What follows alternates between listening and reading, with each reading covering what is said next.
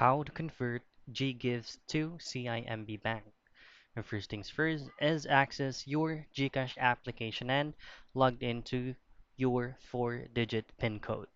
Now, once you're logged in, go to View All Services. And before you go to Borrow, I would like to let you guys know that this may not be available for all the users of Gcash application. You'll just have to use the Gcash app most recently or most of the time so that you'll be able to be eligible to use or to have Ggives. Now, once you are eligible to use Ggives, just go to View All Services and then go to Borrow. Now, from Borrow, go to Ggives.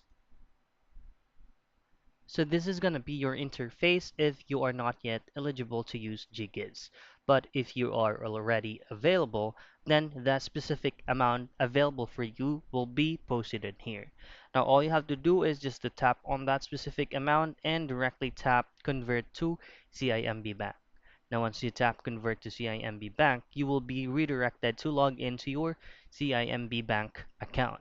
Now all you have to do is just to input necessary details like your phone number for verification, and it will automatically be converted from Ggives to CIMB Bank. So that's it. That's how easy and simple you convert Ggives to CIMB Bank.